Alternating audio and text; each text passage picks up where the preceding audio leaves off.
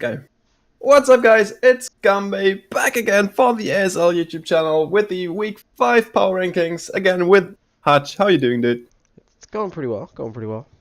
That's good. That's good. But yeah, let's get into the PR for Week 5. Starting off at number 14, we both again have the St. Louis Swablues, coached by Malone, who is now 0-5 with a -20 differential. And I just gotta say, you gotta do better than that, dude. It sounds pretty harsh, but gotta do a bit better. Yeah, it's plain and simple. You can't keep losing this many times. And again, we're not trying to be harsh. It's just Malone. How you've done in the ASL is pretty underperforming. It's I've seen you do very good in leagues, so it's not like you can't do it. It's just you have to be creative, come up with new things. Like if what you're trying isn't working, just try new things. I mean, 0-5 is with a -25, like you said. That's way or -20. That's way too far down. Yep. Nothing more to say. Nothing more to add to that. Yeah. It's a bit sad, but you're just gonna turn around somehow. Um, at number 13, we both have the Washington Whalers as well, with who is 0-5 with a -13 differential. So not quite as bad as Malone, but it's still pretty far down there, dude. I mean, his Week 5 matchup was against the Portland Timbers against you, and for now at least, or like for the last week, you were still pretty like close together. But now you just swept the floor 4-0 with them, so just gotta try to do somehow better. Although that again sounds pretty harsh. But, Mm. that's just how it is. I'm sorry. Yeah, that's a simple way of putting it. And while your differential is not as bad as Malone, that's the reason why you're not in 14th. You gotta do better. 0-5. I get that your draft is not the greatest, but I definitely do not agree with the Diggersby drop in the slightest. I think that gives your team just a very big special trend. But I mean, go ahead and rock out with it. You haven't been playing terribly. You have been making predictions. It's just some are over predictions. So once you can be able to determine when the right time is to predict, then I think you'll be uh, a much better, much bigger threat, like Gustavo was, where he would like I remember last year Gustavo beat Keister and TG. It was pretty funny. So yeah, I know you can bounce back, but for now you got to stay in 13. Come into place 12 and 11, where we actually swapped the places between the Intermelodic and the PC Barcelona, who actually also fought in Week 5. And my reasoning, plain and simple, was that first of all, PC Barcelona took over the team of Rocker, the Florida Float Cells, and PC Barcelona's coached by Shadow won the Week 5 matchup against Melodic. First of all, he pretty much started the league with a win, so and it was against his direct concurrent in Static, coached the Intermelodics. So for me, I guess it was pretty simple to put the PC Barcelona off the Intermelodic. Yeah, I can agree with that. It makes a lot more sense to put Shadow higher just because he won. But my reasoning is just because that was a very haxy game in Shadow's favor, and I think that Static made a lot better plays than Shadow, because Shadow was like sacking a lot of his mons that would just do a ton of work. Like he was leaving in Garchomp to Earthquake a Whimsicott when he had. I'm pretty sure he had something that he could swap into fairly easily, and he let his Deoxys Speed take a Gyro Ball. Like, I don't understand why he's sacking his win cons. And again, he got really lucky with that Araquanid. From the Head Smash miss, to the Liquidation crits, to the Leech Seed crit, or not the Leech Seed, the Leech Life crit on the Whimsicott. There was so much hacks, it's uncountable from that Araquanid. Good set, not going to dock you on that. It's just, there was a lot of hacks, and I think Static overall made better plays to set him up to win the match.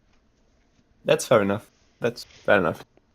I can agree with that, but I just looked at the at the turnout. Hex unfortunately is part of Pokemon, and although it was pretty intense in this game, um, it sometimes unfortunately happens. So yeah. Yeah. Anyways, come into number 10. we both have the Utah Hoots in there, who are now on a 3 week losing spree, and that's pretty much where we put them. At least where I put them at number 10. Although he's still 7 in the standings. But yeah, his last 3 weeks weren't really convincing. So, and as you'll see later, there were some pretty good upsets for the next teams. And yeah, even though he is number 7 currently standings, I had to put him at number 10. Yeah, me putting Susie at number 10 and you putting Susie at number 10, this is a great example of why this series is opinion-based. Because, like you said, he is 7 in the standings, but he's lost 3 in a row. And that's not good for him to keep going on this streak. Again, he can bounce back really easily, win a game, and be 3-3. But to have lost 3 games in a row, it goes back to what I said last week or yesterday, however you want to call it.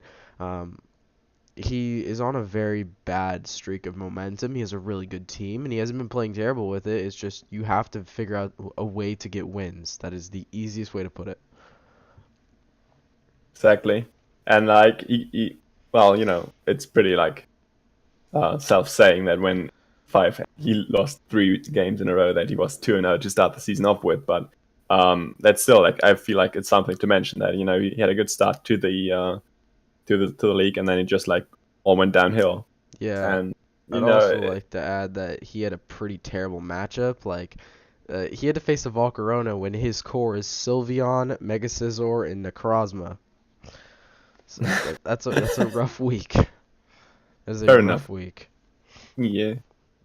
But yeah, dude. If you win next week, who knows, but still. You just gotta turn around somehow, otherwise will probably plummet down the standings. And beyond. Yeah. Next up is you. The Portland team is on number 9 for both of us. Even though last week I had you on 6, I think. Yep. You just plummeted down a bit in my rankings. Because even though you won your week 5 matchup, which is super cool, winning is always super. It was in quotation marks just against the Washington Whalers, and seeing the next picks or like the next teams, they won against pretty good opponents, and like I just couldn't put you down on 6 again, even though you won and turned your like losing streak around, but still, it wasn't against the best opponent, and that's why I put you in number. Yeah, I 150% agree with that. And the reason that I put myself at 9 is because I got a win this week over instead of Susie, and we have the same record. And the reason being is I only beat Cam, and someone like TJ or Ian, they beat much better opponents, and they beat them in a much better fashion. So that's why I had to put them a little bit higher. But I still got a win. I'm 2-3 now.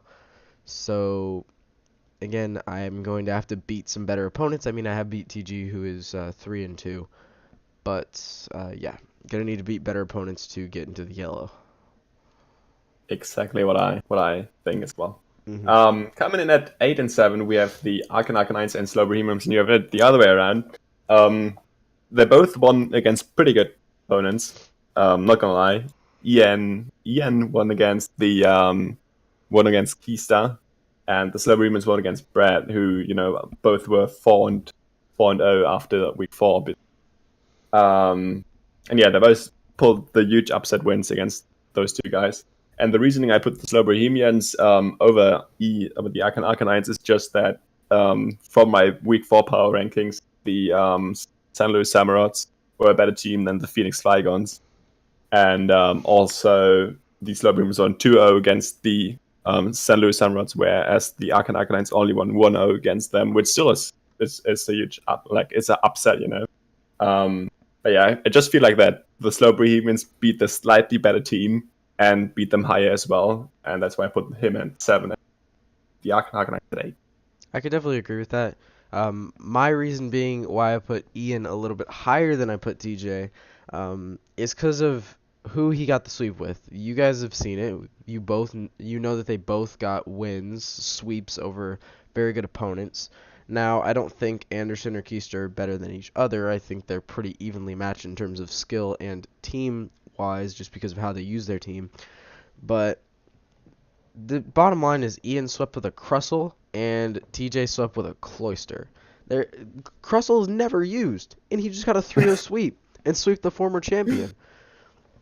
I'm not trying to That's dock Anderson in terms of how good he is. He's very good, but it's a Cloyster. It's expected to do that. You gotta give props to TJ though. That was a phenomenal set. Refresh was beautiful, but I just had to put Ian a little bit higher just because he swept with a Crustle. That's impressive.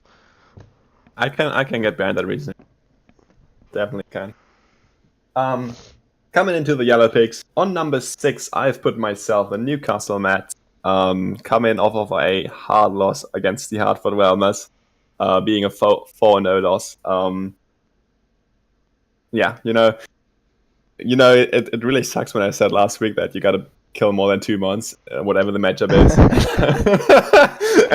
and then I get swept by TCP. But yeah, just like, and then yeah, I mean, I'm still 3-2 with a +5 differential, which still is pretty good, I guess. Yeah, it's respectable. But I feel like that TG with the had a better last week than I did, and so I just found it fair to put him on 5 and 6.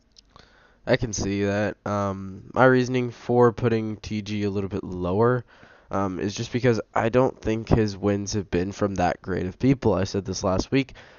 He beat Malone, he beat Susie, and I forget the other person that he beat. Maybe it was TJ? Ian. No, Ian. Ian, okay. Ian with the Akan. Yeah, I don't think he's beaten that good of teams, and I think you've beaten...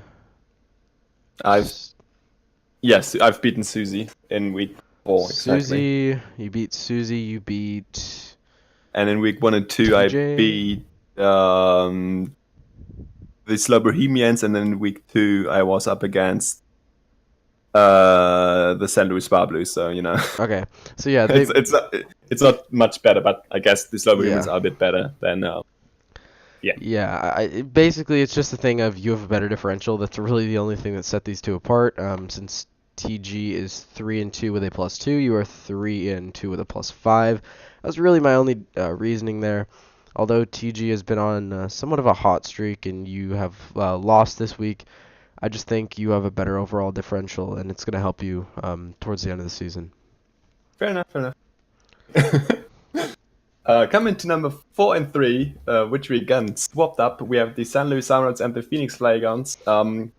It's pretty much the same reason as the one above, where I put Slow Bohemians at 7 and the Arcanines at 8. And yeah, that's pretty much just why I have those, because the San Luis Emeralds lost 2-0 and the Phoenix Flagons lost 1-0. So yeah, that's pretty much why I put Ennis at 4, even though he was, and also because he was at number 1 last week.